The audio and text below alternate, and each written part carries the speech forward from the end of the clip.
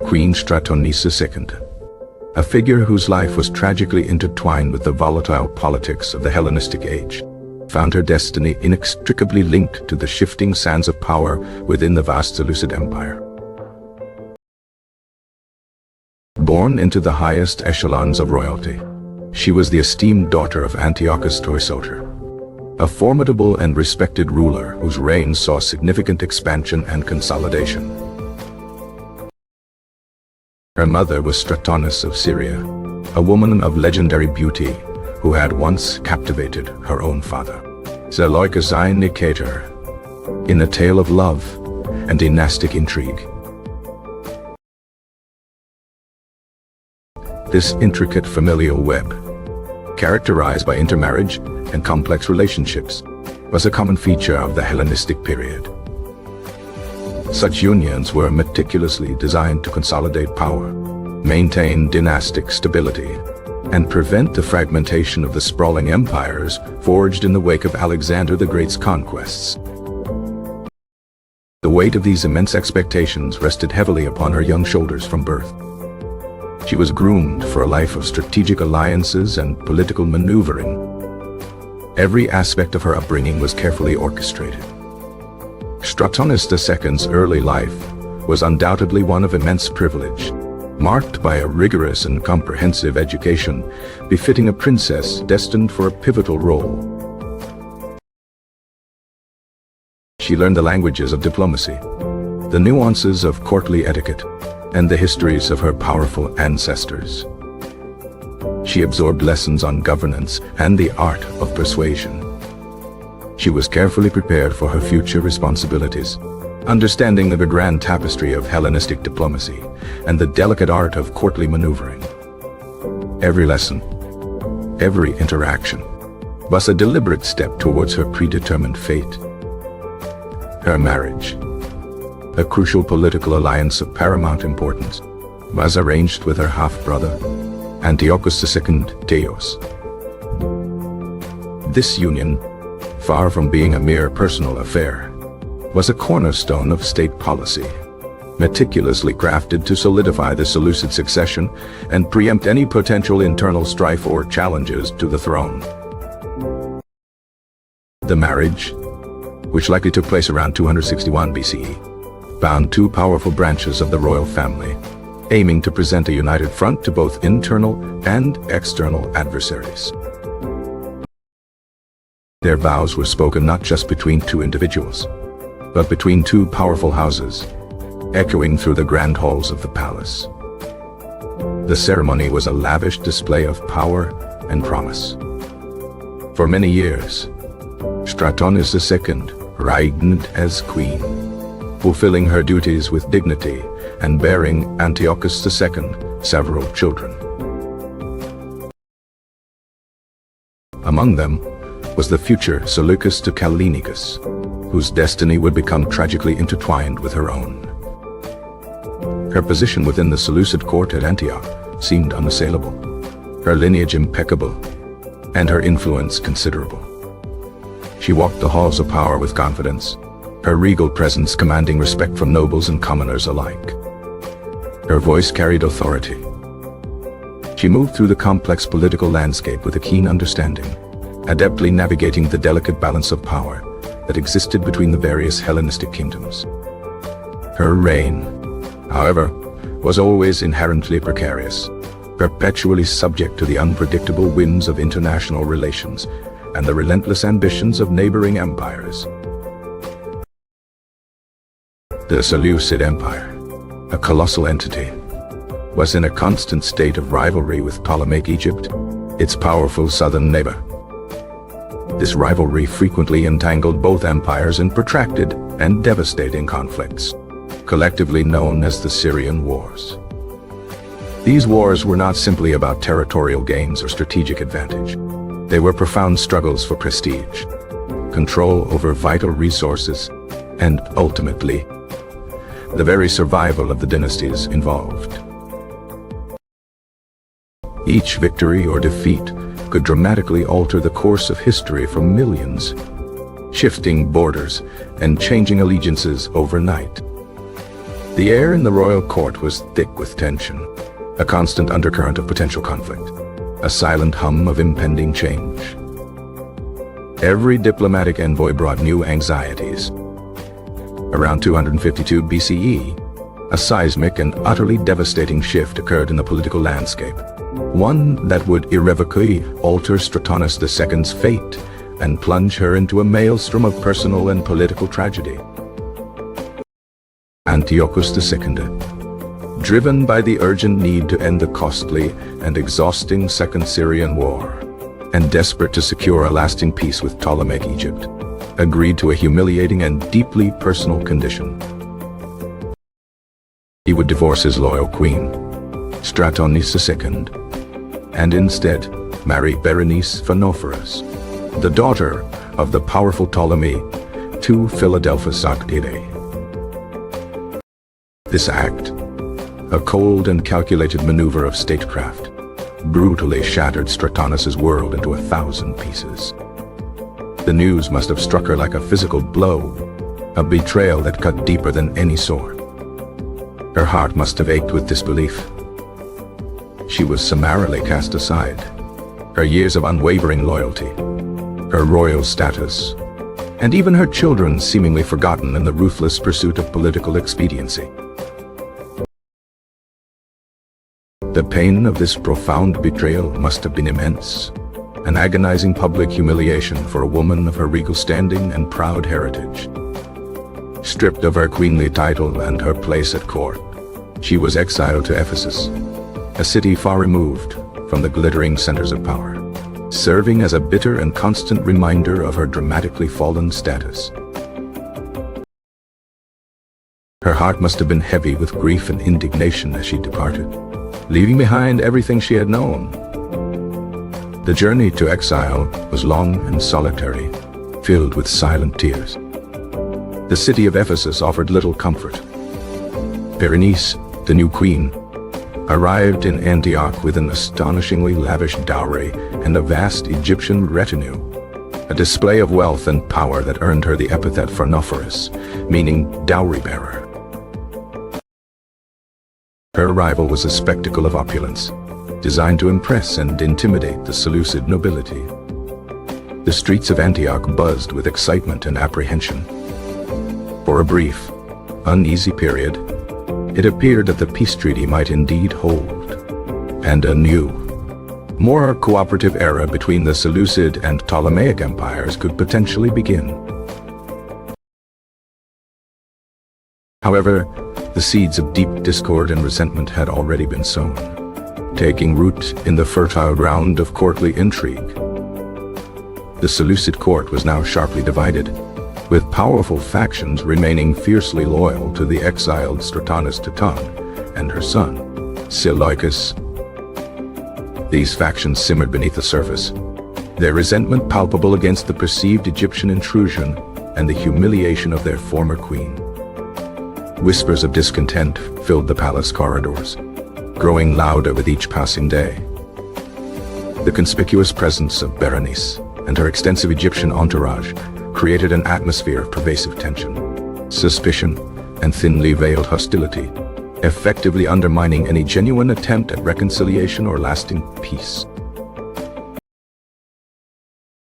The air was thick with unspoken rivalries, a suffocating weight on all who breathed it. Trust was a rare commodity. The fragile peace, built on such a foundation of betrayal and resentment, was ultimately destined to unravel. In 246 BCE, a pivotal year, Ptolemy II Philadelphus, the primary architect and guarantor of the peace treaty, passed away, removing a crucial stabilizing force.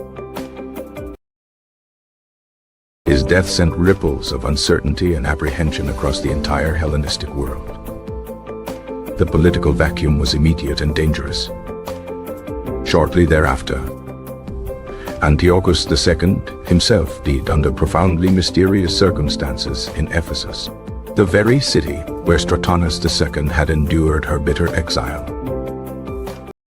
The suddenness and ambiguity of his death immediately fueled widespread speculation and dark rumors. Many suspected poisoning, with fingers pointing directly at Laodice, a former mistress of Antiochus II, who was known to be a staunch supporter of Stratonice and her cause. The court was rife with rumors and accusations, a viper's nest of suspicion. The death of Antiochus II ignited a fierce and immediate succession crisis, plunging the already unstable Seleucid Empire into a maelstrom of chaos and uncertainty. The throne lay vacant, a glittering prize for the most ruthless contender, promising further bloodshed and instability. The future of the empire hung by a thread. Stratonice II, a woman of formidable will, recognized this as her opportune moment. Emerging from her enforced exile, her resolve hardened by years of profound humiliation and simmering anger, she returned to Antioch with a singular and unyielding purpose: to secure the throne for her eldest son, Seleucus II Callinicus. Her return was a dramatic statement, a direct challenge to the existing order, a queen reclaiming her rightful place. She swiftly rallied her numerous supporters, who had remained steadfastly loyal despite her banishment, and began to assert her legitimate claim with renewed vigor. Banners bearing her son's name were unfurled across the city, signaling a new dawn for her faction. Berenice, however, was far from passive. She too harbored her own powerful ambitions. She had a young son, Antiochus, and she desperately sought to place him on the throne, leveraging her powerful Ptolemaic connections and the support of her Egyptian retinue. The stage was now irrevocably set for a brutal and bloody power struggle. A direct clash between two determined queens, each fighting fiercely for the legacy and future of their respective heirs. The fate of an empire, and indeed, the lives of many, hung precariously in the balance. The city braced for conflict. The conflict escalated with terrifying rapidity, transforming the Seleucid capital into a crucible of violence and intrigue. Stratonice II's faction, emboldened by her return, moved with ruthless decisiveness. Berenice and her young son found themselves besieged within the royal palace in Antioch, trapped and vulnerable, their hopes dwindling with each passing day. The walls of the palace became their prison, a gilded cage of despair. The city itself became a battleground, not just of military forces, but of intricate political intrigue, desperate maneuvering, and whispered conspiracies. Every shadow seemed to hide a plotter, every corner a potential assassin. Meanwhile, Ptolemy III Euergetes, Berenice's brother and the newly crowned pharaoh of Egypt, launched a massive and swift invasion of the Seleucid Empire. His stated objective was to protect his sister and nephew, but his underlying motive was undoubtedly to expand Ptolemaic influence and avenge any perceived slight. This large-scale invasion marked the official beginning of the Third Syrian War, also ominously known as the Laodicean War, a devastating conflict that would leave a trail of destruction across the entire region.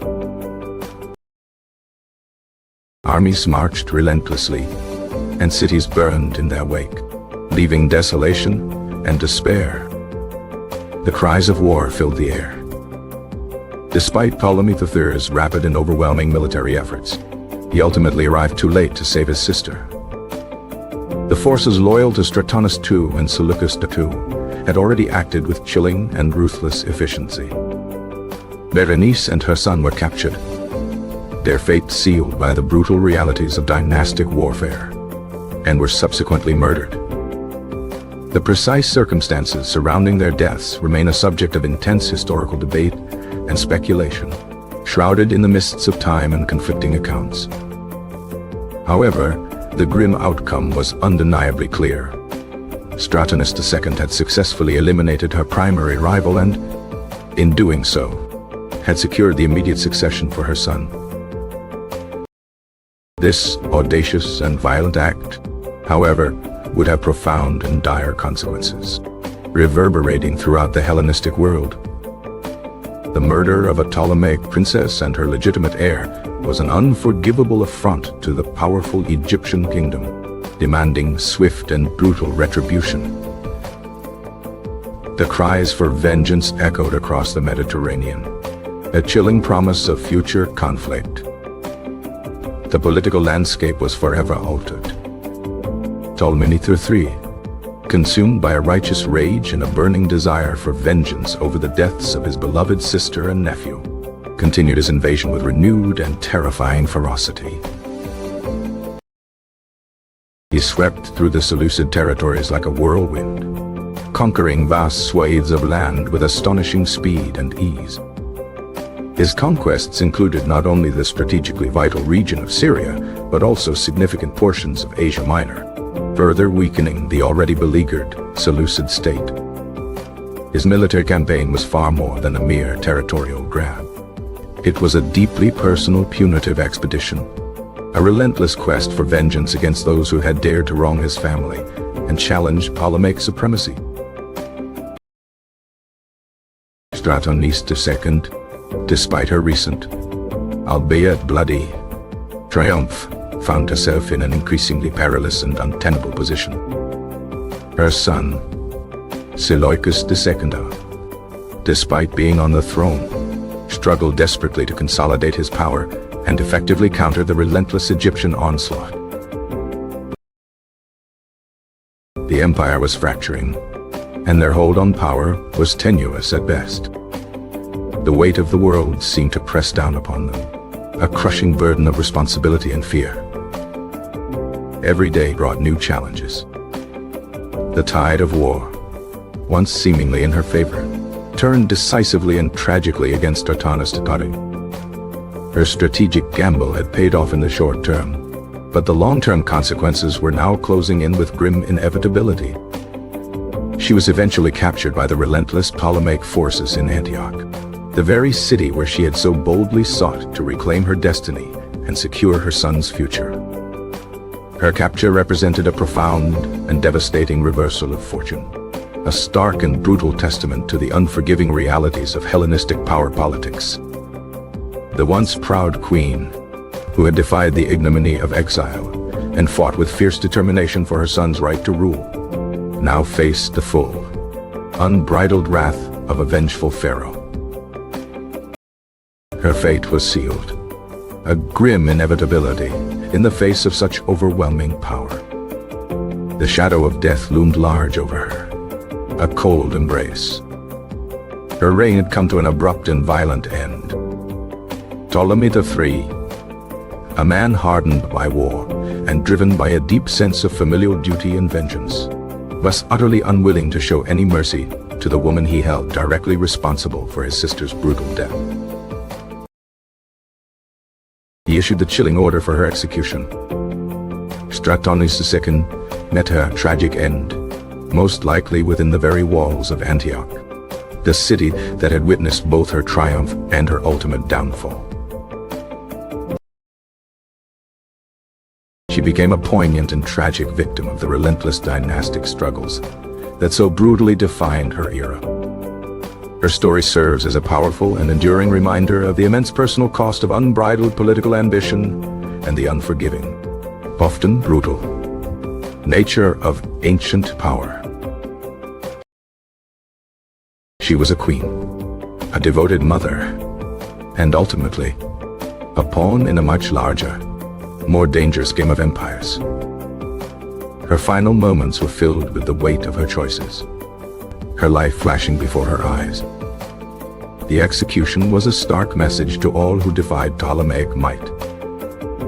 Her life, a dramatic saga, marked by profound betrayal, years of bitter exile, and a desperate, bloody fight for her son's legacy, culminated in a violent and ignominious demise. The Seleucid Empire, already significantly weakened by persistent internal strife and relentless external pressures, continued its slow and agonizing decline.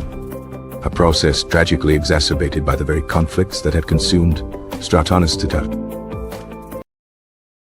Her personal tragedy was not an isolated incident. Rather, it was a stark reflection of the inherent instability and brutal unpredictability of the Hellenistic world. In this era, alliances shifted with the capriciousness of desert sands, and power was almost invariably seized and maintained through bloodshed and ruthless cunning. The political landscape was a treacherous maze, where every step could lead to ruin. Survival was a daily struggle for many.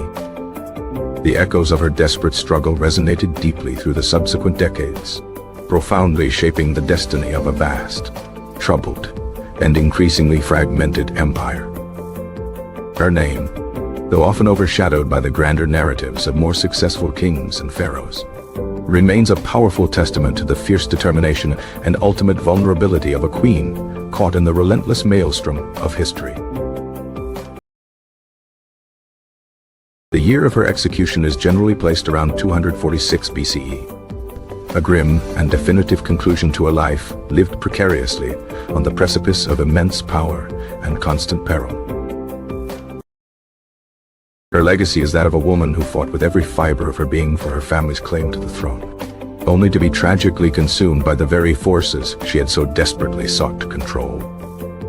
The intricate and deadly dance of power, betrayal, and revenge ultimately claimed her, leaving behind a compelling and heartbreaking tale of a queen's tragic fate. Her story is a testament to the enduring human drama played out against the backdrop of ancient empires. The political machinations of the time were relentless, and few could escape their grasp. Even those born to privilege found themselves at the mercy of larger forces. The struggle for dominance was a constant, brutal reality. Every decision carried immense weight, and every alliance was fragile. The lives of individuals, no matter how royal, were often sacrificed for the sake of dynastic survival. Stratonice II's narrative is a microcosm of this turbulent period. Her ambition was both her strength and her undoing. The desire to protect her son's inheritance drove her to extreme measures. Yet, these very measures led to her downfall. The cycle of violence and retribution was difficult to break. Her story serves as a cautionary tale. It highlights the dangers of unchecked power and the fragility of peace. The Hellenistic world was a stage for grand dramas. Stratonice II played her part with fierce conviction. Her memory endures as a symbol of a queen's tragic struggle. The ancient world was unforgiving. Her fate was a stark example of this truth. The weight of history pressed down on her. Her choices, though born of love and ambition, led to a tragic end. The Seleucid court would never forget the drama. Her name would be whispered in hushed tones. The legacy of her struggle would shape future generations. Her story is a testament to the enduring power of human will, even in the face of overwhelming odds. The ancient world was a place of both grandeur and brutality. Stratonice II's life embodied both. Her reign was a brief, intense flame. It burned brightly before being extinguished by the winds of war. The echoes of her tragedy still resonate today. Her name is etched into the annals of history.